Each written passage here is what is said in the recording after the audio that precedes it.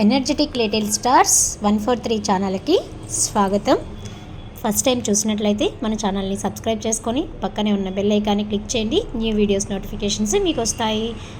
Welcome to energetic little stars 143 channel. First time చూసినట్లయితే subscribe చేసుకోండి. వెన్నెల గోదావరి నవల ఎపిసోడ్ 11కి స్వాగతం.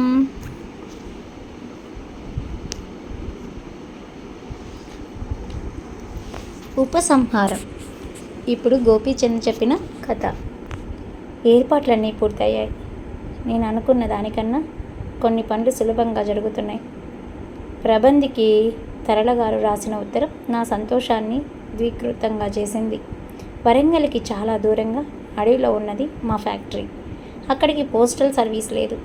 అందువల్ల మా వాళ్ళు కమలాపురం పోస్ట్ ఆఫీస్లోని మా పోస్ట్ అంతా కలెక్ట్ చేసుకునే వెళ్తారు. అందులో దొరికింది తల్లి కొడుక్కి రాసిన ఉత్తరం. ప్రబంధ్, ఇక్కడ పరిస్థితులు ఏమీ బాగోలేదు. కొన్ని విషయాలు తెలిసి నా మనసు పూర్తిగా పాడైపోయింది. ఏ తల్లి కొడుక్కి తండ్రి గురించి చెప్పటానికి ఇష్టపడదు. కానీ ఈ పరిస్థితిలో నీకు తప్ప ఇంకెవరికీ చెప్పుకోను. మీ నాన్నగారికి విజయనగరంలో మరొక భార్య ఉంది. ఏమిటి, ఆశ్చర్యపోతున్నావా? ఈ వార్త తెలిసినప్పుడు నేను నమ్మలేదు. కానీ స్వయంగా ఒక కుర్రవాడు తన తండ్రి కోసం వెతుక్కుంటూ వచ్చినప్పుడు ఆ కుర్రవాడికి మీ నాన్నగారికి పోలికలు అచ్చుగుద్దినట్టు ఉన్నప్పుడు ఆ సత్యాన్ని నేను కూడా జీర్ణించుకోక తప్పలేదు.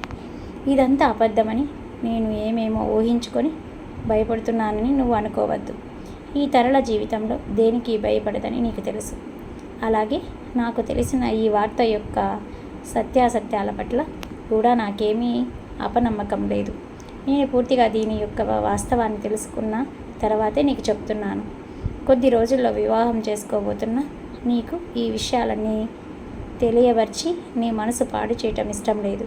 కానీ అంత్య నిష్ఠూరం కన్నా ఆది నిష్ఠూరం మంచిది కదా. మేము విడిపోతున్న సంగతి నీకు ముందుగా తెలిస్తే మానసికంగా సిద్ధపడి ఉంటావు. కేవలం నీ వివాహం గురించే నేను దాన్ని వాయిదా వేస్తున్నాను. నీ తల్లి చేస్తున్న పని నీకు మూర్ఖంగా కనిపిస్తూ ఉండవచ్చు. కానీ నాకు కొన్ని బలమైన అభిప్రాయాలున్నాయి.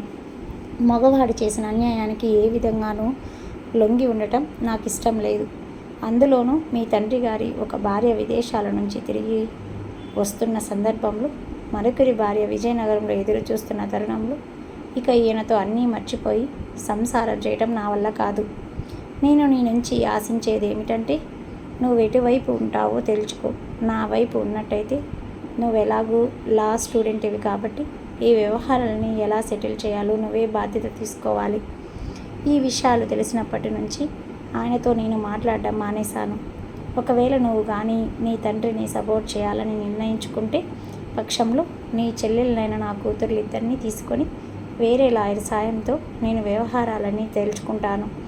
ఈ ఉత్తరం చూడగానే హడావిడిగా వచ్చి నాకు నీతి పాఠాలు చెప్పే ప్రయత్నం ఏమీ చేయకు. నీ తల్లి గురించి నీకు బాగా తెలుసు కదా. ఒక కాలు చేసేనైనా సరే పట్టుకున్న కుందేలికి 3 కాళ్ళు అనే రకం. నీ పెళ్ళి 3 రోజులనగా వచ్చేయి. ఇక్కడ ఈ విషయాలేమీ బయటపడకు. ప్రపంచానికి తరువాతేలాగూ తెలియక తప్పదు. ఈ పెళ్ళి మాత్రం జరిగిపోను. ముఖ్యంగా నేను నీకు చెప్పేది ఏమిటంటే, ఏదో ఘోరం జరిగిందని, తల్లికి అన్యాయమైందని కలతపడకు. తరతరాల నుంచి స్త్రీకి ఇలాంటి అన్యాయాలు ఎన్నో జరుగుతూనే ఉన్నాయి. ఈ విషయంలో ప్రత్యేకత ఏమిటంటే, స్త్రీ తనేమిటో భర్తకి చెప్పదలుచుకుంది. జీవితాంతం గుర్తుండేలా గుణపాఠం నేర్పాలనుకుంది. Anandarao minus Tarala industries. ఆయన ఎక్కడ నిలబడుతుందో నీకు తెలుసు కదా. ఆ జాలితో నువ్వు ఆయన్ని వెనకేసుకు రాదలుచుకుంటే నాకు అభ్యంతరం లేదు. నీ నిర్ణయాన్ని తిరుగుటపాలో వెయ్యి. నీ తల్లి తరళ. ఉత్తరం పూర్తి చేసిన నా పెదాల మీద చిరునవ్వు కదలాడింది. నేను అనుకున్న దానికంటే ఎక్కువ ఫలితాలే వచ్చాయి. పాపం ఆనందరావు. ఇక్కడితో ఇది ఆగదు. ఇంకా మానసిక వ్యధ అనుభవించాలి. 25 సంవత్సరాల క్రితం నా తల్లికి చేసిన మోసానికి మిగతా జీవితం అంతా కుళ్ళి చావాలి. ప్రబంధ్ పెళ్ళికి ముందు రోజు ఈ నాటకానికి చివరి తెర దింపడానికి నిర్ణయించుకున్నాను. ఈ ఉత్తరం నాకు చాలా ఉపయోగపడుతుంది. దాన్ని కాగట్రంగా ఉంచాను. మరో 4 రోజులు గడిచాయి. నేను అనుకున్నట్టే పెళ్లి నిమిత్తమై ప్రబంధ్ దగ్గర నుంచి వారం రోజుల సెలవు కావాలని అప్లికేషన్ వచ్చింది. శాంక్షన్ చేశాను. అతను శుభలేఖ ఇవ్వడానికి వచ్చాడు. కంగ్రాచులేషన్స్ చెప్పాను. మీరు తప్పకుండా రావాలి సార్ అన్నాడు. వస్తాను అన్నాను. రాకుండా ఎలా ఉండగలను అని మనసులో అనుకున్నాను. మొత్తం వ్యవహారం అంతా సెటిల్ అయ్యేది అప్పుడే. నేను ప్రబంధ్ మాట్లాడుతూ ఉండగా మా ఫ్యాక్టరీ నుంచి ఫోన్ వచ్చింది. అప్పటి నుంచి మా మేనేజర్ మాట్లాడుతున్నాడు. రాత్రి మన ఫ్యాక్టరీ ఆఫీస్లో దొంగతనం జరిగింది సార్, 25,000 పోయింది అన్నాడు.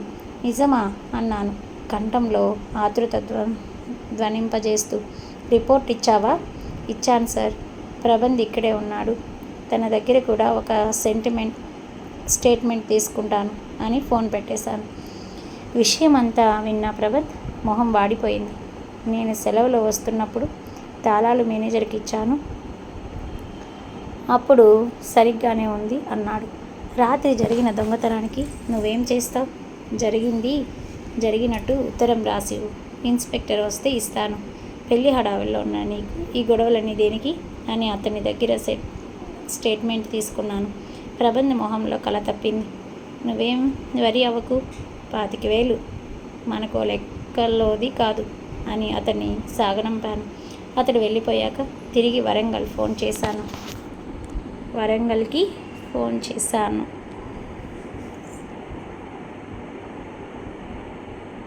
మరి ఏమవుతుంది, ఏంటి ట్విస్ట్ అనిపిస్తుందా? మరి ఆ ట్విస్ట్ వినాలంటే మన ఛానల్ని సబ్స్క్రైబ్ చేసుకోండి.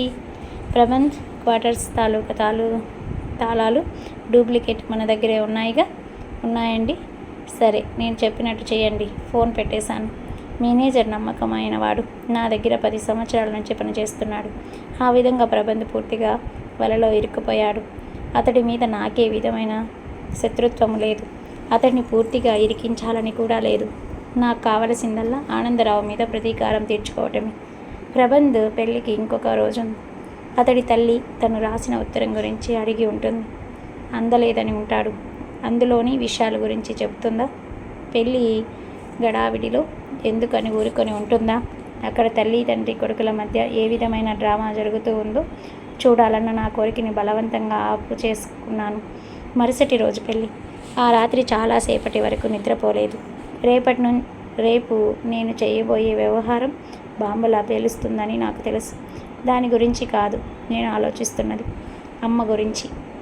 తనని మోసం చేసిన వారి గురించి నాకు పూర్తిగా తెలిసిపోయిందని, ఎవరి రక్తం పంచుకొని నేను పుట్టానో ఆ వ్యక్తి మీద పూర్తిగా కక్ష తీర్చుకున్నానని అమ్మకు చెప్పాలా?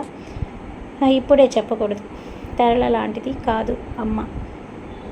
ఎంత తప్పు చేసినా వాడినైనా క్షమిస్తుంది. అందుకే ఈ విషయం పూర్తయ్యే వరకు ఆమెకు తెలియనివ్వకూడదు.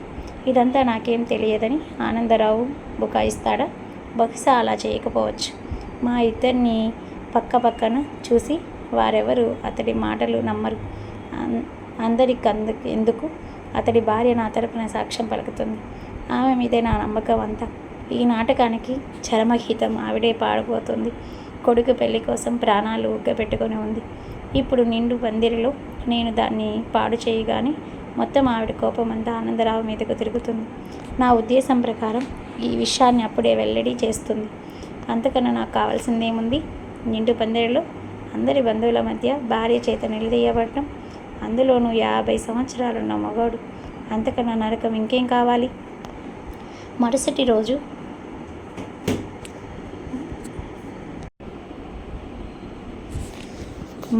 రోజు నేను 2 గంటలకి వెళ్ళాను అనగా ఫోన్ చేశాను. హలో, ఎవరు మాట్లాడుతున్నది అని అడిగాను. ఆనందరావు హియర్. మీరెవరు? సన్నగా నవ్వాను. నేను ప్రమిదెర కొడుకుని అన్నాను. చాలా స్పష్టంగా అటు వ్యక్తి ముందుకు తూలాడు. రిసీవర్ వణికిందా ఏమో నాకు తెలియదు. ఆత్రంగా కంఠం మాత్రం వినిపించింది. ఎవరు అని. 25 సంవత్సరాల క్రితం ప్రమిదెర గుర్తుందా? ఆమె కొడుకుని, గోపీచంద్. అవును, గోపీచంద్నే. ఎక్కడున్నావు గోపీచంద్ నువ్వు? నవ్వాను. ఎందుకంత ఆత్రం? ఇంకో గంటలో రాబోతున్నాను, పోలీస్ ఇన్స్పెక్టర్తో సహా. ఇన్స్పెక్టరా? అవును. నీ కొడుకు ప్రబంధ్ పనిచేసే ఫ్యాక్టరీలో దొంగతనం జరిగింది. ఈరోజే అతడి క్వార్టర్స్లో పోయిన డబ్బు కొంత దొరికింది. అరెస్ట్ వారెంట్ తీసుకొని ఇన్స్పెక్టర్తో సహా నేను రాబోతున్నాను. ఆనందరావు, పెళ్ళికొచ్చిన వాళ్ళతో కబుర్లు చెబుతావో లేక ఈ గంటలోనూ బెయిల్ కోసం ప్రయత్నిస్తావో నీ ఇష్టం. గోపీచంద్, నేను నిన్ను వెంటనే కలుసుకోవాలి. వెంటనే కాదు, ఇంకొక గంట ఆగాలి. పెళ్లి పందిరిలో మరో క్లైమాక్స్ జరగబోతోంది. దానికి కూడా సిద్ధంగా ఉండు. నన్ను చూడగానే మీ ఆవిడ ఉవ్వెత్తున ఎగిరి పడుతుంది. కొద్ది రోజుల క్రితం నేను ఆడిన నాటకం తాలూకు ప్రభావం ఆవిడ మనసులో అగ్ని పర్వతంలా కొత్త ఉడుకుతుంది. నన్ను చూడగానే అది లావలా పొంగి నిన్ను దహించి వేస్తుంది. నీ సంసారం విచ్ఛిన్నం కాబోతుంది. నీ బంధుమిత్రుల సమక్షంలో నిండు పందిట్లో. కానీ ఆగు, నన్ను చెప్పని. నేను చెప్పవలసింది ఇంకా పూర్తి కాలేదు. ఇదంతా నేను ఎందుకు చేస్తున్నానో నీకు తెలిసే ఉంటుంది. నీ చేతుల్లో మోసపోయిన నా తల్లి ఇంకో దగుబుజ లాంటి భార్య అయి నీ కొడుకు తల్లి జీవితాంతం నరకు అనిపించింది. నా తల్లిని మోసం చేసిన నువ్వు మాత్రం హాయిగా భార్య బిడ్డలతో కులుకుతున్నావు. ఈ రోజు నుంచి నీకు నరకం ప్రారంభం కాబోతుంది. దానికిది మొదటి మెట్టు మాత్రమే. గోపీచంద్, ప్లీజ్ నా మాట కాస్త విను. ఏం వినాలి? ఏమి చెబుతావు నువ్వు?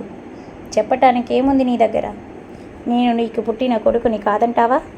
దానికి పరీక్షలు కూడా అవసరం లేదు. మన ఇద్దరిని పక్కపక్కన నిలబెడితే చాలు. నీలాంటి వాళ్ళు ఉంటారని, రక్త పరీక్షలకి రకరకాల రుజువులకి వాళ్ళు లొంగరని తెలిసే దేవుడు జెనెటిక్స్ అనే దాన్ని సృష్టించాడు. నువ్వు 1000 గొంతుకలతో కాదన్నా నేను నీ కొడుకునన్న సత్యాన్ని ఎవ్వరూ కాదనలేరు. నువ్వు నా కొడుకువే గోపీచంద్, నేను కాదనటం లేదు. అటు నుంచి అర్థింపుగా వినపడింది. అంత సులభంగా అతడు ఒప్పుకుంటాడని నేను అనుకోలేదు. మళ్ళీ ప్లేటు మార్చడానికి ఏదైనా ఎత్తు వేస్తాడేమో అనుకున్నాను. ఆ మాటే అన్నాను. సో దారికొచ్చావన్నమాట. ఇప్పుడు ఇంకేం చెబుతావు? నీ తప్పు లేదేని విధివిస్తూ నా తల్లికి దూరమై ఆమెని మర్చిపోవడానికి ఇంకో వివాహం చేసుకోనానని చెబుతున్నావు కదూ? సరే, అవన్నీ ఇంకొంచెం సేపట్లో అందరి ముందు చెబుతావు కానీ నిజానికి ఇప్పుడు నేను నీకు ఫోన్ చేయనవసరం లేదు. అయితే ఈ గంట సేపు నువ్వు మదనపడి చావాలి. ఏం చెయ్యాలా అని తల బద్దలు కొట్టుకోవాలి. ఇలాంటి ఆటలంటే నాకు చాలా ఇష్టం. అందుకే శ్రీదేవి ఉరఫ్ దేవిక పేరు మీద నాటకం ఆడించి నీ భార్య మనసు వికలం చేశాను. ఇప్పుడు కొడుకు అరెస్టుతో ఆమె కోపం కట్టలు తెచ్చుకుంటుంది. అది వరదలా నిన్ను ముంచెత్తుతుంది. నలుగురి మధ్య అలాంటి నాటకీయమైన మలుపు కోసమే నేను ఇంత కష్టపడవలసి వచ్చింది. అనవసరంగా నీ కొడుకునైన ప్రబంధిని తాత్కాలికంగా ఇందులో ఇరికించవలసి వచ్చింది. సో కాచుకో అన్నట్టు ఆనందరావుకి షాక్ అయిపోయాడు ప్రబంధరావు కొడుకు. మరి ఏంటో చూద్దామా? చూసే ముందు లైక్ చేయండి, సబ్స్క్రైబ్ చేయండి. ప్రబంధ్ నా కొడుకు కాదు గోపీచంద్. అట్నుంచి వచ్చిన ఈ 4 మాటలు నన్ను ఒక్కసారిగా కుదించి వేశాయి. అప్పటి వరకు శిఖరం మీద కూర్చొని మాట్లాడుతున్నవాడు అకస్మాత్తుగా శిఖరం కూలిపోవటాన్ని గమనించినట్టు అయింది. కానీ వెంటనే సర్దుకొని నవ్వాను. మళ్ళీ ఏదైనా కొత్త ఎత్తు వేస్తున్నావా? లేదు గోపీచంద్, ఇది నిజం. కానీ బహుశా నేను దీన్ని నిరూపించలేకపోవచ్చు. దానికోసం నా దగ్గర నుంచి సాక్ష్యాధారాలని నువ్వు నమ్మకపోవచ్చు కూడా. నేను చెప్పేదంతా నిజమని నిరూపించగలిగే ఒకే ఒక సాక్ష్యం ఇప్పుడు ఈ లోకంలో లేదు. అందుకని నా చేతి రాతని కూడా నువ్వు నమ్మవు.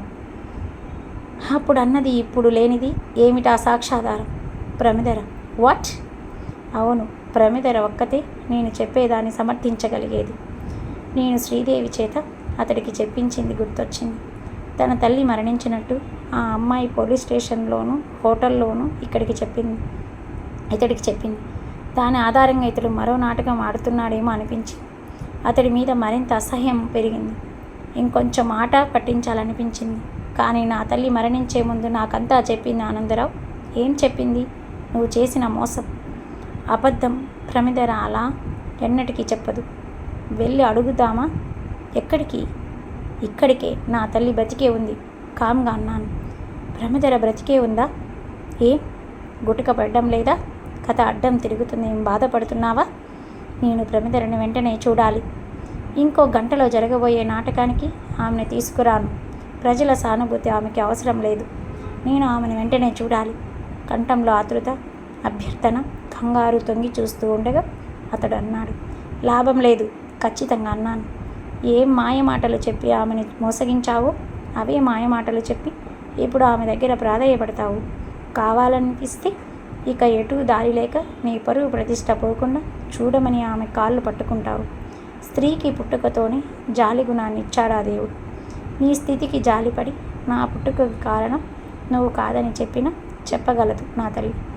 నిన్ను అంత సులభంగా తప్పించుకొని పోనివ్వను. మూర్ఖుడా, అసలేం జరిగిందో నువ్వు నీ తల్లిని ఎప్పుడైనా అడిగావా? అతడి స్వరంలో మొదటిసారి కోపం, చిరాకు కనపడ్డాయి. ఈసారి తగ్గటం నా వంతైంది. ఏమడగాలి? వెళ్ళు, ముందు ఆ మాట అడుగో. అసలు విషయం తెలుసుకోకుండా నీ అంతట నువ్వే ఊహించుకొని ఒక పెళ్లి నాశనం అవ్వకుండా ఆపు. నా తల్లిని అడగవలసిన అవసరం నాకు లేదు. నేను నీ కొడుకుని కాదని ఆమె కాదు కదా. బ్రహ్మాద్రుల్లో దిగి వచ్చినా నేను నమ్మను. నువ్వు నా కొడుకువి కాదని నేను అనటం లేదు. మరి నువ్వు ప్రమిదర కొడుకువి కాదంటున్నాను. పిడుగుపడినట్టు అయింది.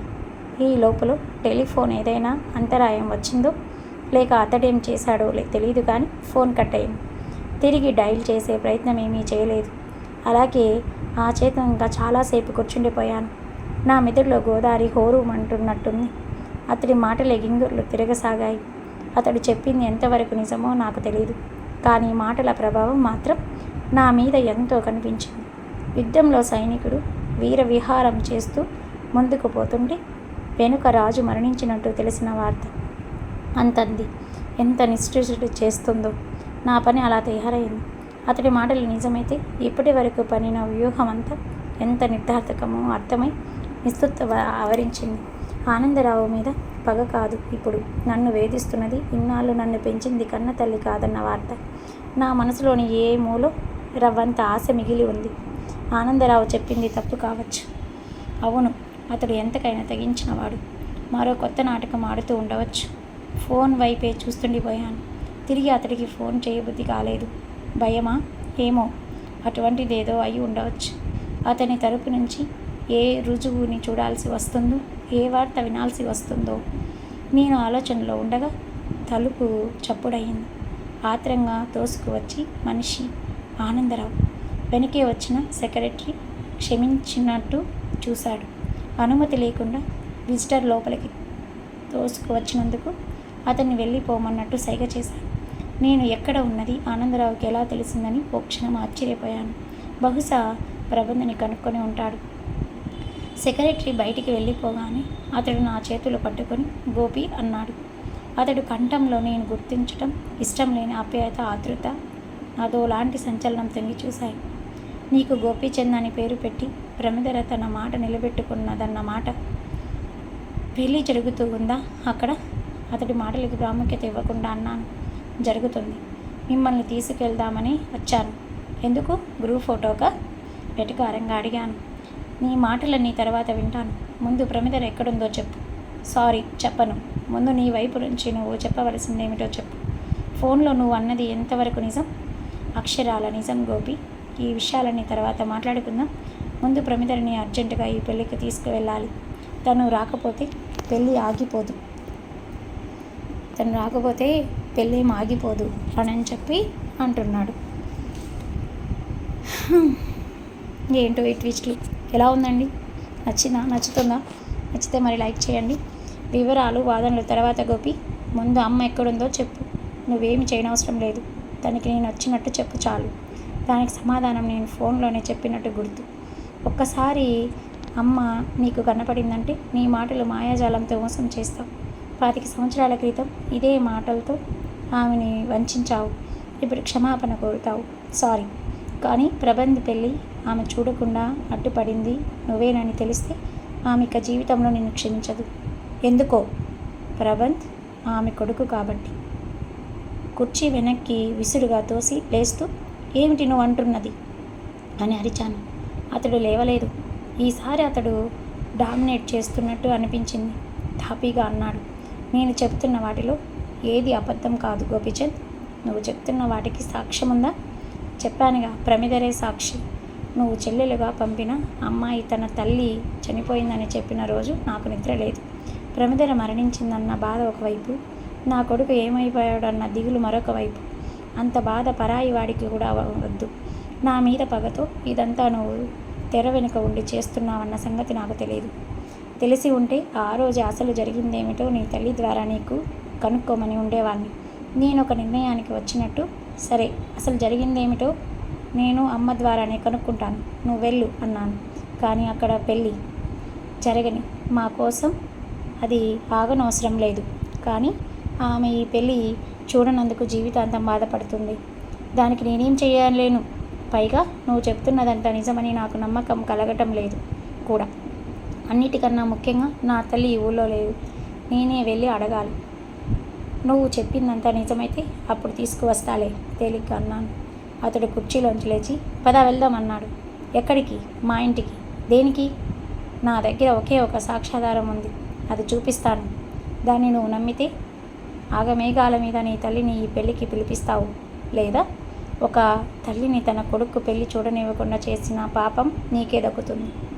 ఇందులో ఏదైనా మోసం ఉందేమోనని ఆలోచించాను. ఇతడు చెప్పినవన్నీ కానీ ఒకవేళ నిజమైతే నేను ఊహించిన మలుపు ఎన్నో నా వెనుక జరిగాయన్నమాట. ఏమిటవి? లేచి పద అన్నాను. ఇద్దరం అతడి ఇంటికి వచ్చాం. ఇంటి ముందు తోటలు పెద్ద పెద్ద గొడుగులు అమర్చి ఉన్నాయి. రిసెప్షన్ అక్కడే ఏర్పాటు చేశారనుకుంటా. జనంతో హడావిడిగా ఉంది. అతడు వెనుక వైపు నుంచి నన్ను తీసుకువెళ్ళాడు. అతడి ఉద్దేశం తన భార్య నన్ను చూడకూడదని కాబోలు. ఇద్దరం మేడ ఎక్కి అతడి గదిలోకి వెళ్ళాం. కింద ఉన్న దానికి వ్యతిరేకంగా పైన దాదాపు నిర్మానుష్యంగా ఉంది. అతడు తలుపు గడియ వేశాడు. బయట నుంచి మంగళవాద్యాలు వినిపించాయి. అతడు బీరువా వద్దకు వెళ్ళి డాక్యుమెంట్ దాచి అరలోంచి ఒక కాగితాన్ని తీశాడు. ఎన్నో సంవత్సరాల నుంచి అది ఆ చీకటి అరలో ఉన్నట్టు దాన్ని చూడగానే తోస్తుంది. అక్కడక్కడ చిరిగిపోయి శిథిలావస్థలో ఉంది. అతడు దాన్ని బహుశా లక్షల సార్లు చదివి ఉంటాడు. దగ్గరగా వచ్చి ఆ కాగితాన్ని నాకు అందించాడు. ఏముంది ఆ కాగితంలో? చదవటం ప్రారంభించాను. ప్రియమైన ఆనంద్. ఏదో అనుమానం వచ్చి చప్పున చివరి సంతకం చూశాను. నా అనుమానం నిజమే. ఆ చేతి రాత నా తల్లిది. ఉత్తరం కంటిన్యూ చేశాను. ఆనందరావు దూరంగా నిలబడి చేతులు వెనుక బల్ల మీద ఆంచి నా వైపే కన్ను ఆర్పకుండా చూస్తున్నాడు. బహుశా నా మొహంలో మారే భావాలని గమనించడానికి కాబోలు. ఆ గదిలో చీమ చిటుక్కుమంటే వినపడేటంత నిశ్శబ్దం అలుముకొని ఉంది. ఈ నిశ్శబ్దంలో నుంచి నా జీవితం తాలూకు ఒక ముఖ్యమైన రహస్యం నాకు బోధపడింది. అంతర్లీనమైన ఉద్వేగం మనసు చెలియల కట్ట తాటగా తుఫాన్లో నవలలా ఊగిపోయాను. మనిషిని ప్రాకారాలతో ఆలింగనం చేసుకునే సత్యం మనిషి హృదయంలో దేదీప్యమానంగా నిరంతరం ప్రజ్వలించే మంచితనం అనే వెలుగు నా కళ్ళని మీరుమిట్లు గొలిపేలా చేసింది. అమ్మా అమ్మా అనుకున్నాను. ఆవేశం, ఆవేదన కలగలుపుగామైన ఆవేశంతో అరుణాచలం కన్నా ఉన్నంతగా ఎదిగిపోయిన నా తల్లి వ్యక్తిత్వం నన్ను అభుక్తుల్ని చేసింది. తన ప్రేమ ఆప్యాయలతో గట్టి పువ్వుకి కూడా తన ఒడిలో చోటిచ్చి తన దయాపూరిత కరుణని వంచే పుడమి తల్లి గుర్తొచ్చింది. అతడు చెప్పడం ప్రారంభించాడు. 25 సంవత్సరాల క్రితం తరళ అనే ఒక అమ్మాయి పట్టుదల వల్ల మరో అమ్మాయి తన ప్రేమని ఎలా వదిలించుకోవలసి వచ్చిందో, తరళ తండ్రి చౌకబారు ఎత్తుల వల్ల ఆమె ఒక దుర్మార్గుడి భార్య అయ్యవలసి వచ్చిందో, ఆనందరావు అనే వ్యక్తి బలహీనత వల్ల అందరినీ వదిలేసి ఎలా వెళ్ళిపోవలసి వచ్చిందో వివరంగా చెప్పాడు. నేను శిలాప్రతిమమై ఉన్నాను. అతడు ఒక్కొక్క వాస్తవం చెప్తూ ఉంటే నా మనసు మీద ఒక్కొక్క కొరడా దెబ్బ చల్లేమన్నట్టు అనిపించింది. ఒక స్త్రీని ఇద్దరు అన్ని వైపులా చేరి బాధ పెడుతున్నారన్న వాస్తవం నన్ను బాధని చేసింది. భైరవమూర్తి చనిపోయాడన్నది ఈ కథకి క్లైమాక్స్. అతడి మరణం నా తల్లిని విధవరాలని చేయలేదు. బ్రతికి ఉండగా ఏ విధంగా సుఖపెట్టని మగవాడు చనిపోతూ తన భార్య నుదుటి కుంకుమ తీసుకెళ్ళడానికి అనర్హుడు. అతడు చెప్పటం పూర్తవుతుండగా బయట నుంచి తలుపు చప్పుడైంది. ఇద్దరం ఉలికిపడ్డాం. ఏం చేస్తున్నారండి లోపల అన్న పిలుపు వినిపించింది. అది తరళ కంఠం. అక్కడ అందరూ మీకోసం చూస్తున్నారు, రండి అన్నట్టు పిలుస్తోంది. సో అలా పిలిచినప్పుడు మరి ఇద్దరిని చూసి ఏమైనా సంచలనం జరగబోతుందా ఏంటి అనేది మరి చూద్దామా. చూసే ముందు మన ఛానల్ని సబ్స్క్రైబ్ చేయండి, పక్కనే ఉన్న బెల్ ఐకాన్ని క్లిక్ చేయండి. అతడు నన్ను దాచడానికి ప్రయత్నం చేశాడు. నేను అటువంటి ప్రయత్నానికి సహకరించక స్వయంగా తలుపు తీశాను. ఎదురుగా ఆమె నిలబడి ఉంది. ఇద్దరం ఒకరినొకరు చూసుకున్నాం. ఆమె ఆ పరిస్థితిలో నన్ను అక్కడ చూసి భయంతోనూ కోపంతోనూ అరుస్తుందనుకున్నాను. ఆమె అటువంటిదేమిటి చేయలేదు. నిశ్చేష్టురాలై చూస్తుండిపోయింది. నేను నవ్వాను. ఇన్ని సంవత్సరాల తర్వాత కన్న తల్లిని చూడగా వచ్చిన ఆనందపు నవ్వు కాదది. విధి ఆడిన నాటకానికి ఎదురు నిలిచి నేను ఆడబోయే నాటకానికి తెరబోయే ముందు ఆఖరి నవ్వు. మీరు నన్ను క్షమించాలి. కొన్ని రోజుల క్రితం ఒక అర్ధరాత్రి మిమ్మల్ని అనవసరమైన అనుమానంతో భయపెట్టాను అన్నాను. ఆమె ఇంకా అలాగే అయోమయంతో చూస్తుంది. మీ ఆయన నాకు అంకుల్ అవుతారు. అవే పోలికలు నాకు వచ్చాయి. దాంతో చిన్న ప్రాక్టికల్ జోక్ వేశాను. ఒక కుటుంబాన్ని మొత్తం అనుమానంతో ముంచెత్తే లేదా అని నేను మా స్నేహితుడు పందెం వేసుకున్నాం. మీరంతా దీనికి ఇంత టెన్షన్ అనుభవిస్తారని నేను అనుకోలేదు. మీ హస్బెండ్ నాకు అంతా చెప్పారు. ఇన్నాళ్ళు మిమ్మల్ని అనుమానంతో పెట్టినందుకు క్షమించండి అన్నాను తొందరగా. ఆమె తలెత్తి సూటిగా నా వైపు చూసింది. నేను చెప్పిన కట్టుకథని ఆవిడ నమ్ముతుందా? నేను తల తిప్పి నా తండ్రి వైపు చూశాను. అప్పటికప్పుడు నేను కల్పించి చెప్పిన ఈ కథ అతన్ని నిర్వర్ణి చేసినట్టు ఆ ముఖ భంగ్యమే చెబుతోంది. అతడికి నేను చెప్పేదేమీ బహుశా అర్థమై ఉండదు. అతడికి అర్థమవుతుందని కూడా నేను అనుకోలేదు. పరిస్థితులన్నీ అలా అర్థం చేసుకునే వాటికి అతడి కంటే నా తల్లి, క్షమించండి ప్రమిదర, నా తల్లిగా సంబోధిస్తున్నందుకు ఇన్ని కష్టాలు పడవలసిన అవసరం ఉండేది కాదు. అవన్నీ తర్వాత మాట్లాడుకుందాం. ముందు కిందికి రండి, ముహూర్తం దగ్గర పడుతుంది అన్నాను. అంత తొందరగా ఆమె నా మాటల్ని యాక్సెప్ట్ చేయడం నాకు ఆశ్చర్యం అనిపించింది. మా ఇద్దరిని అలా ఆ సమయంలో చూసి చాలా గొడవ చేస్తుంది అనుకున్నాను. ముగ్గురం కిందికి వచ్చాం. వధూవరులు పీటల మీద కూర్చొని ఉన్నారు. వాళ్ళ వైపు చూస్తూ ఆయన అన్నాడు, మేము విడిపోయిన 25 సంవత్సరాల తర్వాత ప్రమిదల నన్ను కలుస్తానన్నది. అప్పుడే నిన్ను నాకు చెప్తానంది. అంతవరకు ప్రబంధికి పెళ్లి చేసే హక్కు నాకు లేదు. కానీ ప్రబంధ్ ఈ లోపలని ప్రేమలో పడి వివాహం చేయకపోతే కష్టమయ్యే పరిస్థితి కలిగించాడు. నీకు అర్థమైందనుకుంటాను. తలూపాను. ఈ పెళ్లి నిశ్చయించక ప్రమిదల కోసం చాలా వెతికించాను. కానీ తను కనపడలేదు. నేను ఈ వివాహాన్ని పోస్ట్పోన్ చేయకపోయాను. నా నుంచి దూరం అవుతూ తను కోరిన ఈ ఆఖరి కోరిక కూడా ఈ విధంగా తీర్చలేకపోయాను బాధగా అన్నాడు. నేను మాట్లాడలేదు. నా ఆలోచనలు అస్సలు అక్కడ లేవు. తరలిని నేను తల్లిగా ఎంతవరకు యాక్సెప్ట్ చేయగలనన్న చోటే ఆగిపోయాను. అంతలో అతను అన్నాడు, నువ్వెందుకు అమ్మతో అలా చెప్పావు? అమ్మ అంటే అతని ఉద్దేశంలో తరల. నేను మాట్లాడలేదు. నా మనసులో ఉవ్వెత్తున లేచిపడి తరంగం లాంటి ఆలోచనలు. నా దృష్టి దూరంగా పెళ్లి వేదిక దగ్గర నిలబడి ఉన్న ఆమె మీద పడింది. ఆమె వంగి ప్రబంధితో పురోహితుడు చెప్పిన పనులు చేయిస్తుంది. అప్పుడప్పుడు మా ఇద్దరి వైపు చూస్తుంది. అయినా తల్లిని ఆమె అనే స్థాయి నుంచి ఎదగటానికి నా మనసు ఎందుకు ఒప్పుకోవటం లేదో నాకు అర్థం కావటం లేదు. ఆయన పక్క నుంచి అంటున్నాడు, ఇదంతా నాకు నిన్నే తెలిసి ఉంటే ఇద్దరం కలిసి ప్రమిదలను తీసుకొచ్చేవాళ్ళం. తన కొడుకు పెళ్ళి తను లేకుండా జరిగినందుకు నన్ను క్షమించదు. ఇన్ని రకాలుగా ఇన్ని సంవత్సరాలుగా క్షమిస్తూ వచ్చింది. ఈ ఆఖరి తప్పుని కూడా క్షమిస్తుందిలేండి మనసులో అనుకున్నాను. మంగళసూత్ర ధారణ జరుగుతుంది. మనం వెళ్దామా? ఆత్రంగా అడిగాడు ఆయన. ఎక్కడికి? నిర్లిప్తంగా అడిగాను. ప్రమిదను తీసుకురావటానికి. ఎందుకు? పెళ్లి పందిరి మైకులో అందరికీ ఈ కథంతా చెప్పటానికా? గోపి, ఈ రహస్యం ఎంతమందికి తెలుసు? నీతో కలిసి ఇప్పటికీ మన ముగ్గురికి. ప్రబంధికి, తరలకి, నా కన్న తల్లికి కూడా తెలిస్తే వాళ్ళెలా రియాక్ట్ అవుతారో మీకేమైనా ఆలోచన ఉందా? నువ్వేం మాట్లాడుతున్నావు? ఉన్న వాస్తవాన్ని మాట్లాడుతున్నాను. నేను చెబుతున్నదేమిటో అర్థం కావడానికి అతడికి కొంచెం టైం పట్టింది. నా వైపు అయోమయంగా చూశాడు. నేను ముందు మా ఊరు వెళ్తాను. అమ్మకి జరిగిందంతా చెప్తాను. ఒక్క కోరిక కూడా కోరుతాను. ఏమిటా కోరిక? ఆయన మధ్యలో చప్పున అడిగాడు. చెప్పను అన్నాను. ముందు అమ్మని అడుగుతాను. తను నా కోరిక ఒప్పుకుంటే, నేను ఆగటం భరించలేనంటూ ఒప్పుకుంటే అన్నాను. బహుశా ఇక ముందెప్పుడు తను మిమ్మల్ని కలుసుకోదు. అతడు నా మాటలకి ఆశ్చర్యంతో చూశాడు.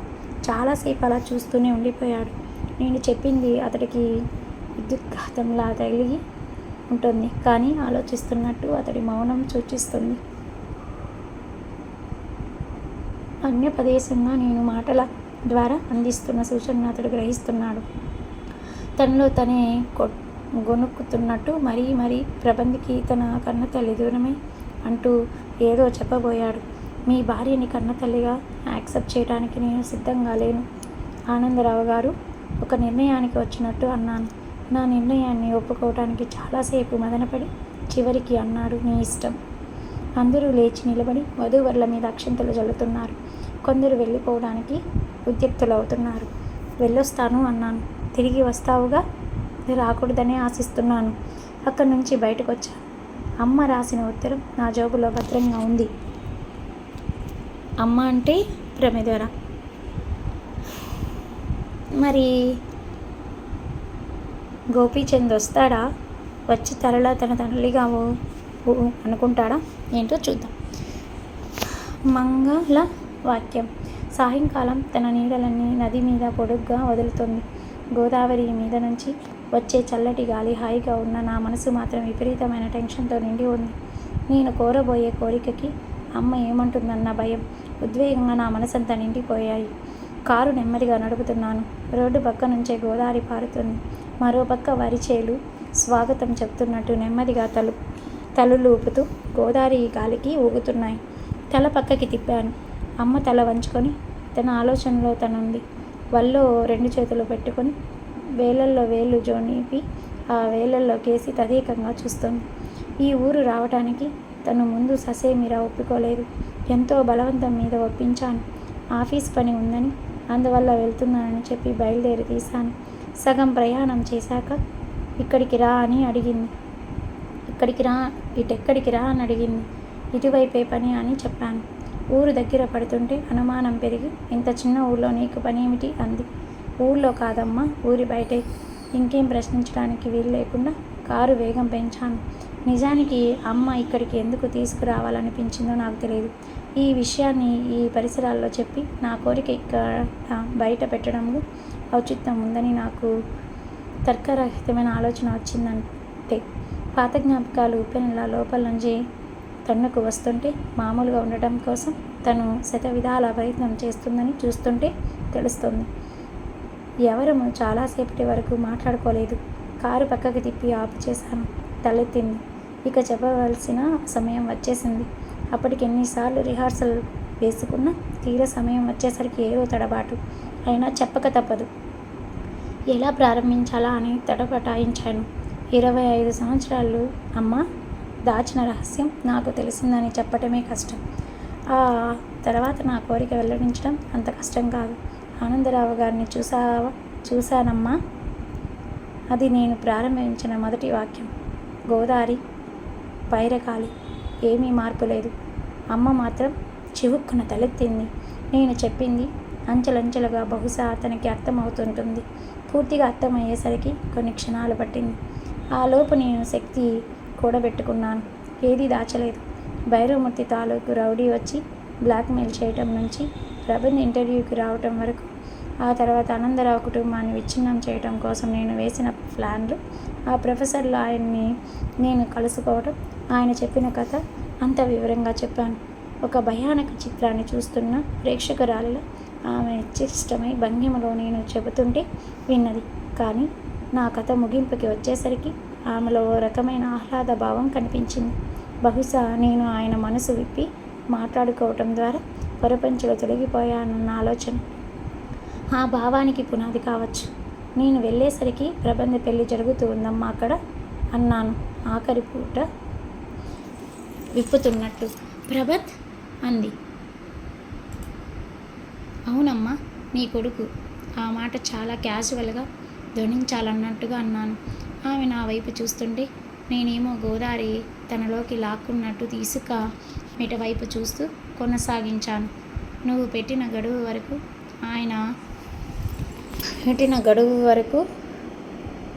ఆయన వివాహాన్ని ఆపలేకపోయాడు. ప్రబంధ్ అప్పటికే తలమునకలయ్యేంతట ప్రేమలో ఉన్నాడట. నవ్వటానికి ప్రయత్నించాను. ముందు కోరబోయే కోరిక గుర్తొచ్చి నవ్వు రాలేదు. ఇక అడగాలి దాన్ని. అమ్మ నా వైపే చూస్తుంది. ఆయన ఎంతో బ్రతిమాలేరు ఈ వివాహానికి నేను తీసుకురమ్మన్నానని. కానీ ప్రబంధికి నువ్వు అమ్మవని నాకు నమ్మకం ఏమిటని అడిగాను. నువ్వు తనకి రాసిన ఉత్తరం చూపించారు. ఉత్తరమా? అవును. ఈ ఊరు నుంచి శాశ్వతంగా వెళ్ళబోయే ముందు నువ్వు ఆయనకి రాసిన ఉత్తరం. దూరంగా ఏదో పక్షి పిల్ల దారి తప్పి తల్లి కోసం అరుస్తోంది. పక్క నుంచి ఎడ్ల బండి కారు దాటి వెళ్ళింది. అమ్మా, ఉత్తరంలో నువ్వు చెప్పిన గడువు అయిపోగానే నేను వాళ్ళ ఇంటికి వెళ్ళిపోవాలా? ఆయన్ని నాన్నగా ఆవిడని అమ్మగా ఒప్పుకోవాలా అడిగేశాను. ఈ విషయం తెలిసినప్పటి నుంచి ప్రారంభమైన నా మనసులో మదనం ఇప్పుడు తను చెప్పబోయే జవాబు మీద ఆధారపడి ఉద్వేగంగా మారింది. నువ్వు వాళ్ళ కొడుకువి గోపీచంద్, ఆమె మెల్లగా అంది. అలా అంటున్నప్పుడు ఆమె కంఠం వణికింది. విసురుగా అన్నాను. ఇంతకాలం నీ దగ్గర పెరిగి ఇప్పుడు ఆ కుటుంబంలో ముఖ్యంగా ఆ తరల దగ్గర ఇమడలేను. తప్పు. కన్న తల్లిని అలా అనకూడదు. పోనీ నేను వెళ్ళిపోతాను అనుకో, ఆ ప్రబంధిని దగ్గరికి వస్తాడని నమ్మకం ఏమిటి? తల్లి, తండ్రి, చెల్లెళ్ళు అందరూ ఉన్న కుటుంబంలో నుంచి నీ దగ్గరకు వస్తాడని గ్యారంటీ ఏమిటి? అన్న తర్వాత తెలిసింది ఆ ఉక్రోషంలో నేనెంత తప్పుగా మాట్లాడాను. కానీ నా మాటలు తన మీద ఏ ప్రభావాన్ని చూపలేదు. అలాగే తల వంచుకొని అన్నది. అతడికి కన్న తల్లితో ఉండాలని లేకపోతే పెంపుడు తల్లితోనే ఉంటాడు గోపి అనేసి అన్నది. అంటే నీకు ఇప్పుడు కన్న తల్లితో అవసరం లేకపోతే నువ్వు నాతోనే ఉండవచ్చు అనే మాట తను అన్నది అనేసి చెప్తుంది. నీ వేసిన బాణం సరిగ్గా అనుకున్న చోటు తగిలింది. నవ్వాను. మరి అతడికి అంత వరం ఇచ్చిన దానివి నేను పెంపుడు తల్లితో ఉంటానంటే ఎందుకు ఒప్పుకోవు? తల్లి గోదావరిలో కలుస్తున్న చిన్న కాలువ వైపు చూస్తూ అన్నాను. నీళ్లు ఆ పళ్ళెంలోకి రెట్టించైన ఉత్సాహంతో పరుగులు తీస్తున్నాయి. ఏదో చెప్పబోయి ఆగిపోయింది. ఆ చేతులు నా చేతుల్లోకి తీసుకొని మొహానికి ఆంచుకుంటూ అభ్యర్థించాను. అమ్మా, నువ్వు కన్న తల్లివి కాకపోవచ్చు, కానీ ఇన్ని సంవత్సరాలు నన్ను పెంచావు. ఇద్దరం కలిసి కష్టాలన్నీ పంచుకున్నాం. నువ్వు తినకుండా నాకు పెట్టావు. ఇంత ప్రేమకి ఎవరో ప్రబంధ్ అనేవాడు వచ్చి ఈరోజు హక్కుదారుణ్ణి అంటే నేను ఒప్పుకోను. ఇది నా స్వార్థమే అను, ఇంకేమైనా అను, నేను నీతోనే ఉంటాను. ఆ ఇంటికి మాత్రం వెళ్ళమనకు. నీ కన్న కొడుకు మీద అంత ప్రేమ ఉంటే అతన్ని రమ్మంటాను, కానీ నన్ను మాత్రం వాళ్ళ దగ్గరికి వెళ్ళిపోనివ్వకమ్మా, ప్లీజ్ ప్లీజ్. కొడుకు కంఠంలో ప్రపంచం గుర్తించలేని దుఃఖాన్ని కేవలం తల్లి మాత్రమే గుర్తించగలదనుకుంటాను. ఆప్యాయంగా దగ్గరికి తీసుకుంది. నేను నా వయసు మర్చిపోయాను. 8 ఏళ్ల వయసులో నిద్రలో భయంతో కలవరిస్తే దగ్గరకు దేసుకొని చేతులవి. బిజినెస్ మేనేజ్మెంట్లో ర్యాంక్ వచ్చినప్పుడు ఆ విజయం తన కృషి ఫలితమే అన్న ఆనందంతో దరి చేర్చుకున్న చేతులవి. ఈ విషయం మన ముగ్గురికి తప్ప మరెవరికీ తెలియదమ్మా. దీన్ని తన భార్యతో చెప్పేటంత ధైర్యం ఆనందరావు గారికి ఉందని నేను అనుకోను. ఇక తరలా సంగతి అంటావా? ప్రబంధిని చూసుకొని తనెంత హ్యాపీగా ఫీల్ అవుతుందో పెళ్ళిలోనే గమనించాను. వాళ్ళందరూ హాయిగా సుఖంగా ఉన్నారమ్మా. మనమే అనవసరంగా సెంటిమెంట్లతో ఏదో తప్పు చేసినట్టు బాధపడుతున్నాం. ఎటు నిర్ణయించుకోలేకన్నట్టు నన్ను కొంచెం సేపు ఆలోచించుకోనివరా గోపి అంది. 2 నిమిషాలు నిశ్శబ్దంగా గడిచాయి. తను కారులోంచి దిగింది. డోరు వేస్తూ నా వైపు చూసింది. ఆ చూపులోని నీలాంటి కొడుకుని తన నుంచి దూరం చేసినందుకు తరళ నన్ను క్షమించదు అన్న భావం ఉందేమో. దూరంగా నడిచి గోదావరి వైపు తిరిగి ఇసుకలో కూర్చుంది. అటు చూస్తూ నేను మాత్రం గోపిని వదిలేసుకొని ఎలా ఉండగలుగుతాను అన్న చిన్న స్వార్థాన్ని తనలో ప్రవేశపెట్టమని భగవంతుని ప్రార్థించాను. నాకు ఆ ఇల్లు, ఆస్తి, ఆ బంధువులు వాళ్ళెవ్వరూ వద్దు. ప్రబంధ్ కాదంటే వృద్ధాప్యంలో ఒంటరిగా మిగిలిపోయే ఈ తల్లి నాకు కావాలి. చేతిలో ఉత్తరాన్ని విప్పాను. తను నా తండ్రికి రాసిన ఉత్తరం. పాతాళంలోకి జారిపోతున్న ఒక మనిషిని కాళ్ళ మీద నిలబెట్టడం కోసం ఒక స్త్రీ చేసిన త్యాగానికి 25 సంవత్సరాల పాటు చీకట్లో దాచి ఉంచిన ఉత్తరం చదవటం ప్రారంభించాను. ప్రియమైన ఆనంద్, నీకు ఏం రాయాలో ఎలా మొదలు పెట్టాలో అర్థం కావటం లేదు. కానీ నేను చేస్తున్న పని నీకు తెలియవచ్చడం నాకు ధర్మం. ఆ నిర్ణయం సరైనదో కాదో చెప్పవలసింది నువ్వే. నువ్వు కొద్ది రోజుల క్రితం ఒక మాట అన్నావు, గుర్తుందా? నేను వెళ్ళిపోతే నీ మీద ఒట్టే అని. ఆ విషయం గురించి ఇక్కడ ప్రస్తావించదలుచుకున్నాను. నువ్వెంత పట్టుదల మనిషివో నాకు తెలియదు.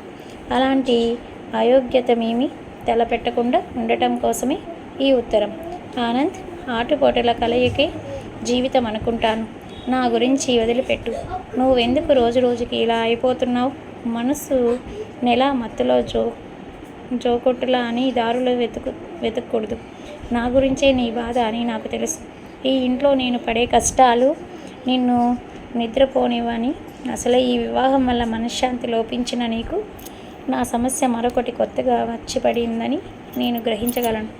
నన్ను ఒక ఆయుధంగా వాడుకొని ఈ ఇంటి వాళ్ళు నీ నుంచి డబ్బులు వసూలు చేస్తున్నారని, నా ఒంటి మీద పడిన ప్రతి దెబ్బ నీ నుంచి నెలల తరబడి నిద్రని దూరం చేస్తున్నాయని నాకు తెలుసు. అందుకే ఈ ఇంటి నుంచి వెళ్ళిపోతున్నాను. ఆగు, నీ బెదిరింపు మళ్ళీ గుర్తు చేయకు. నేను దూరం అయితే నువ్వు ఈ లోకంలోనే ఉండవని అన్నావు కదా. ఏం చేయాలి ఆనంద్?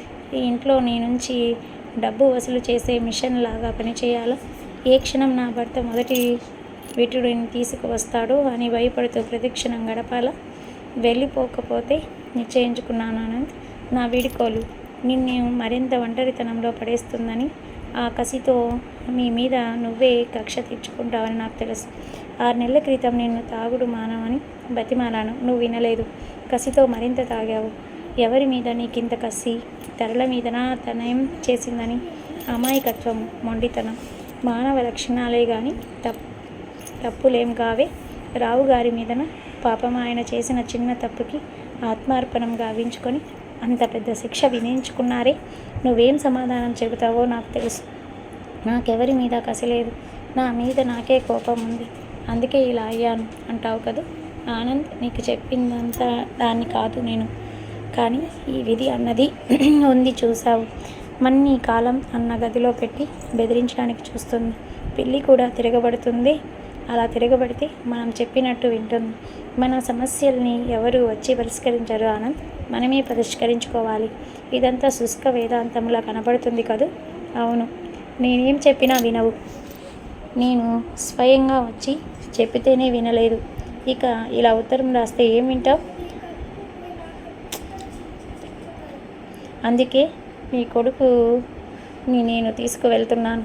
ఈ వార్త నీకు తాంతంలా తగులుతుంది కదూ. నాకు మాత్రం ఎంతో సంతోషంగా ఉంది. నీ కొడుకు నా దగ్గర పెరగటం అన్న ఆలోచనే సంచలనాన్ని కలగజేస్తుంది. నీకు జ్ఞాపకం ఉందా? నేను తరలా గోదావరిలో పడవల్ని వదిలి ఏ పడవ ముందు వెళ్తుందా అని పందెలు వేసుకునేవాళ్ళం. ఇప్పుడు మరి నా దీపాన్ని తన దగ్గర వదిలి వెళ్తున్నాను. ఈ పందెంలో ఎవరు గెలుస్తారో చూడాలి. నీ కొడుకుని నేను నీకన్నా గొప్పవాణ్ణి చేస్తాను. పందెమా? ఈసారి నీతో పందెం, సరేనా ఆనంద్? ఇదంతా నేను ఎందుకు చేస్తున్నానో నీకు తెలుసు కదూ. నేను వెళ్ళిపోయానన్న కసితో, వేదనతో నువ్వు నీ కుటుంబానికి మరింత దూరం అవుతావు. నీ వ్యాపారాన్ని, ఆస్తి వ్యవహారాలని ఇంకా నిర్లక్ష్యం చేస్తావు. కానీ ఇప్పుడు నా కొడుకుని కూడా ఒక బికారిని చేయగలవా? నా కొడుకే నీకు జీవితం మీద ఆశ, భవిష్యత్తు కోసం ఒక పట్టుదల కలిగిస్తాడని నాకు నమ్మకం ఉంది. నా కోరిక ఏమిటంటే నా కొడుకు చదువు, పెంపకం అంతా నీ సంపాదన ద్వారానే జరగాలి. మీ మామగారి ఆస్తి అస్సలు ముట్టుకోకూడదు. ఇక మా సంగతి అంటావా? గోపీచంద్, నీకు జ్ఞాపకం ఉందా? మన వివాహం జరిగాక మొదటి పుట్టేది అబ్బాయి అయితే ఆ రచయిత పేరు పెట్టాలని మనం అనుకున్నాం. గోపీచంద్ గురించి నువ్వేం దిగులు పడకు. నా ప్రతి అణువులోని శక్తిని ధారపోసి అతన్ని గొప్పవాడిని చేస్తాను. ఒకవేళ చేయలేకపోతే నీ దగ్గరికి పంపించేస్తాలే. చేస్తే మాత్రం అతన్ని 25 సంవత్సరాల తర్వాత నీకు అప్పగిస్తాను. అప్పటికి నాకు జీవితం అంటే ప్రేమే ఒకటే కాదని, పట్టుదల కూడా ఉండాలని ఒట్టేసి ఒక మనిషిని కట్టబెట్టాలన్నంతగా అభిప్రాయాలు మారిపోతాయని ఆశిస్తున్నాను. ఇదంతా నీకోసమే. సత్యాన్ని గ్రహించి నా మీద కోపం తెచ్చుకోవు కదూ. కన్నీళ్లతో వీడుకోలు చెప్పాను. నా జ్ఞాపకాలన్నీ నాకు అర్థం పంచుకు పుట్టిన బిడ్డని నీ దగ్గర వదులుతున్నప్పుడు అది వీడుకోలు ఎలా అవుతుంది? ఉంటాను మరి, నీ ప్రమిదర. మరి లాస్ట్కి ఏమవుతుంది? గోపీచంద్ వాళ్ళ మమ్మీ వాళ్ళ దగ్గరికి వెళ్ళడా? ఇక ఏమవుతుంది అనేది చూద్దామా? మరి చూసేముంది, చదవటం పూర్తి చేశాను. మనసంతా అదో రకమైన శూన్యత ఆవరించింది. కాగితం మడత పెట్టి జోబులో పెట్టుకున్నాను. అమ్మా ఇంకా అలానే ఒడ్డున కూర్చొని ఉంది. అటు నుంచి గోదావరి, ఇటు నుంచి ఎండ మధ్యలో శిల ప్రతిమల ఆమె. బహుశా గతం గురించి ఆలోచిస్తూ ఉందేమో. ఇన్నేళ్ల తర్వాత మళ్ళీ ఈ పరిసర సామీప్యం, ఈ ఇసుక తిన్నెల్లోనేగా ఆమె కలలు గూళ్ళు కట్టుకుంది. ఇక్కడ రెల్లగడ్డి నీడల్లోనేగా ఎన్నో ఆశల్ని పెంచుకుంది.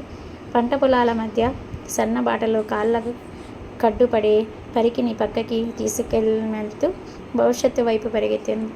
కన్న కలలు నిలువుగా కరిగిపోతుంటే ఆ చేతనమైన ప్రేక్షకురాళ్ళ మిగిలిపోయింది. ఇక్కడేగా. ఏం సాధించింది? ఏమీ సాధించలేదు. అవును మరి. ఎందరో చరిత్రకారులు విపరీతుల గురించి రాశారు. ఎందరో సంస్కారవాదులు స్త్రీ స్వతంత్రం గురించి ఎలుగెత్తి ఉపన్యాసించారు. ఎందరో రచయితలు ధ్యాస శృంగాకులు తెగ్గొట్టుకోవటం గురించి లిఖించారు. కవిత్వం గానం చేశారు. కానీ ఇదిగో ఇక్కడుంది ఒక స్త్రీ. ఆమె జీవితం ఏ చరిత్రకు అందని పాఠ్యపుస్తకం. జీవితం కన్నా గొప్ప పాఠం ఏముంది? ఒక కళావంతుల ఇంట్లో పుట్టింది. సంసార స్త్రీ అవ్వాలనుకుంది. ప్రేమ విఫలమైంది. విధి కర్కశంగా ఆడుకున్న ఆటలో మరో దుర్మార్గుడికి భార్య అయింది. బాధలను అనుభవించింది. అయినా పట్టుదల వదలలేదు. విశాల ప్రపంచంలోకి ఒంటరిగా వెళ్తూ వెళ్తూ కూడా తను ప్రేమించిన వాణ్ణి సంస్కరించి మరీ వెళ్ళింది. అలా సంస్కరించడంలో ఏ తల్లి చెయ్యని త్యాగం చేసింది. మరో కొడుక్కి తల్లై చేతుల్ని రెక్కలుగా మార్చుకొని ఒక పిల్ల పక్షికి ఎగరటం నేర్పింది. ఆ పిల్లవాడు తన స్వంత కొడుకే యజమాని అయ్యేటంత గొప్పవాణ్ణి చేసింది. ఓటమికి తుది మలుపు నిరాశ కాదని, తిరగబడమని ఏ విలువ కారుడు చెప్పనంత గొప్పగా తన జీవితం ద్వారా నిరూపించింది. అలాంటి స్త్రీ తల్లిగా లభిస్తే ఎవరు వదులుకుంటారు? మీరే చెప్పండి. ఆమె లేచింది. బాగా చీకటి పడింది. సంధ్య నది నుంచి వీడ్కోలు తీసుకొని వెళ్ళిపోయింది. చంద్రుడు నెమ్మదిగా పైకి వస్తున్నాడు. ఆమె వెనుక గోదావరి మీద వెన్నెల పరుస్తున్నాడు. పిల్ల తిమ్మెరలాంటి ఆలోచన నా మనసులో మలయ పవనములా ప్రవేశించింది. ఈ స్త్రీకి గోదావరికి కూడా తేడా ఏముంది? అది సాధారణమైన కుల కొండ చర్యల్లో పుట్టి సన్నగా ప్రవహించి విధి ఎత్తులున్న చోట మర్యాదగా పక్కకి తొలగి బలం పుంజుకొని కొండల్ని ఢీకొని అడ్డంకుల్ని తొలగించుకొని జీవనదై 10 మందికి అన్నం పెట్టే గోదావరి సాగర సంగమానికి సంతోషంగా వెళ్ళబోతుంటే అడ్డుగా తన స్వార్థంతో ఆనకట్ట వేసిన మనిషిని కూడా చిరునవ్వుతో క్షమించే స్త్రీ ఈ గోదావరి. వినగలిగితే ఆ గలగలలోంచే జీవితానికి స్ఫూర్తినిచ్చే వేదఘోష వినపడుతుంది. ఆ నిశ్శబ్ద స్వర నినాదాల శృతి నా స్వాదిస్తుండగా తను దగ్గరగా వచ్చింది. ఆత్రంగా తలెత్తి చూశాను. నవ్వింది. ఆ నవ్వులో నాకు కావలసిన సమాధానం దొరికింది. నేను నవ్వాను. వెన్నెల్లో గోదావరి కూడా నవ్వింది. ఎలా ఉందండి స్టోరీ? నచ్చిందా? నచ్చితే మరి లైక్ చేయండి, సబ్స్క్రైబ్ చేయండి. ఈ కథ ప్రారంభించినది నేను కాబట్టి స్వాస్తికం పలకవలసిన కర్తవ్యం కూడా నా మీదే ఉంది. ఆ తర్వాత ఎప్పుడైనా ఆనందరావు ప్రమిదర్ని కలుసుకోవడానికి ప్రయత్నించాడా? దానికి గోపీచంద్ సహకరించాడా అన్నది మనకి అప్రమత్తం. ఈ రహస్యం తమ ముగ్గురితోనే అంతమవ్వాలని మాత్రమే వారు అనుకున్నారు. కానీ ఈ రహస్యం తెలిసిన ఇంకొకరున్నారు. ఆ వ్యక్తి తరళ. పెళ్లి ముహూర్తం దగ్గర పడుతుందని హడావిడిగా మేడ మీదకు వెళ్ళిన ఆమె ఆ ఇద్దరి మధ్య జరిగిన సంభాషణ అమూలకంగా విన్నది. చిత్రంగా ఆమె స్పృహ తప్పి పడిపోలేదు. కెవ్వున కేక వేసి రభస చేయలేదు. తన ప్రవృత్తికే వ్యతిరేకంగా మొత్తం సంభాషణ పూర్తయ్యే వరకు అలాగే నిలబడింది. మొహమే కాదు, శరీరం కూడా వివర్ణమైంది. తన మూర్ఖత్వం ఇద్దరి ప్రేమికుల్ని ఎలా విడదీసింది, తన మొండి పట్టు తన తండ్రి మరణానికి ఎలా దారితీసింది అంతా విన్నది. ప్రేమ ఉండటం ఒక్కటే ముఖ్యం కాదని, అవతలి వారిలో అది ఉందో లేదో కూడా కనుక్కోవాలని 25 సంవత్సరాల ఆలస్యంగా తెలుసుకుంది. వణికిపోయింది. ఆ తర్వాత ఆమె ఎన్ని ఒంటరి రాత్రులు ఏడుస్తూ గడిపిందో తెలియదు. జీవితాంతం వరకు మాత్రం ఆ రహస్యాన్ని తనలోనే దాచుకొని ఏమీ ఎరగనట్టు ప్రవర్తించింది. ప్రబంధిని సొంత కొడుకులాగే చూసుకుంది. పని మనిషి దొంగతనం కేసులో కూతుర్ని దండించి తర్వాత తప్పు తెలుసుకొని శరీరం మీద వాతలు పెట్టుకోవడం ద్వారా తనెలా శిక్షించుకుందో, ఇప్పుడు చేసిన తప్పుకి తన స్వంత కొడుకైన గోపీచంద్ని జీవితాంతం చూడకపోవటమే శిక్షగా భావించింది. తరళ లాంటి వాళ్ళు మీకెక్కడైనా తారసపడితే వారిని అపార్థం చేసుకోకండి, జాలిపడండి. ఇంతటితో సమాప్తం అయిపోయింది.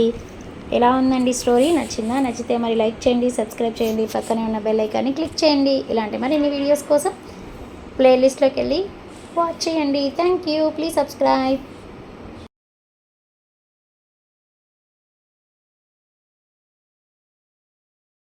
మరి ఏం జరుగుతుందో నెక్స్ట్ ఎపిసోడ్లో చూద్దామా? చూసే ముందు మన ఛానల్ నచ్చినట్లయితే లైక్ చేయండి, సబ్స్క్రైబ్ చేసుకొని పక్కనే ఉన్న బెల్ ఐకాన్ని క్లిక్ చేయండి. సపోర్ట్ మీ. పిల్లలకి మంచి మంచి కథలు, నవలలు, ఎడ్యుకేషన్ రిలేటెడ్ అండ్ సరదాగా కాసేపు నవ్వుకోవడానికి ఫన్నీ జోక్స్ మన ఛానల్లో అవైలబుల్లో ఉంటాయి. పిల్లలు సరదాగా షార్ట్స్లో ఫన్నీ జోక్స్, డ్యాన్స్ కూడా ఉంటాయి. చూసి ఎంజాయ్ చేయండి.